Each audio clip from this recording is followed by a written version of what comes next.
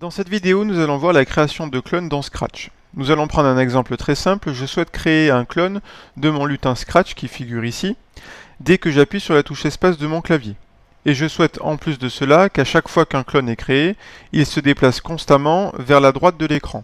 Donc il y a deux choses à faire. Il y a un premier script qui consiste à créer les clones de mon lutin Scratch, et ensuite il y aura un second script qui s'adressera uniquement aux clones et qui permettront le déplacement des clones vers la droite.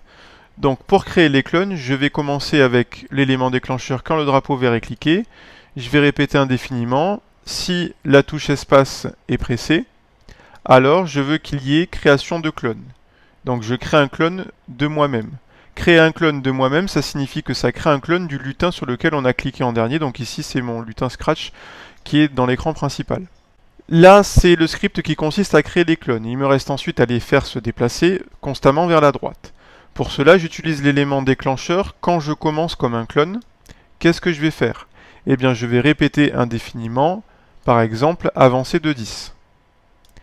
Alors, si je fais ça, on va le tester et on va s'apercevoir d'un petit souci. Je lance mon programme en cliquant sur le drapeau vert, j'appuie sur la touche espace et je peux voir différents clones qui apparaissent. Si je reste appuyé sur la touche espace, il y a un petit problème, il y a une infinité de clones qui se créent.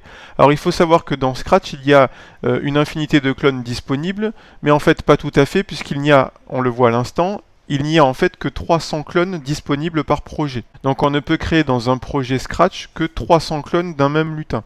Donc ce nombre de clones étant limité, je veux non pas qu'il me crée un clone à chaque fois que j'appuie sur la touche espace, je veux un petit délai pour apercevoir les clones les uns à la suite des autres. Donc pour cela, je vais dans Contrôle et je rajoute ici, par exemple, 0,5 secondes entre la création de chaque clone, à chaque fois que j'appuie sur la touche espace. Ce petit délai va me permettre d'observer la création des clones de manière un peu plus précise et un peu plus adéquate à un projet final. Je relance donc le programme en cliquant sur le drapeau vert. Et cette fois-ci, quand je reste appuyé, j'ai la création de clones de manière un peu plus fluide et un peu plus dynamique que tout à l'heure. Je peux le déplacer où je veux. On commence à apercevoir un premier problème, c'est que les clones semblent s'accumuler sur la droite de l'écran. Alors comment faire pour gérer ce problème-là? Eh bien on va rajouter une condition dans le script qui correspond aux clones. On va leur dire que si le bord est touché, alors le clone doit se supprimer. Supprimer ce clone. Et dans ce cas-là, lorsque je relance mon programme, que j'appuie sur la touche espace, les clones se créent, dès qu'ils arrivent au bord, ils disparaissent. Alors, à quoi peut bien servir la création de clones dans Scratch? Je vais vous présenter un projet qui utilise justement la création de clones à travers le jeu Space Invaders.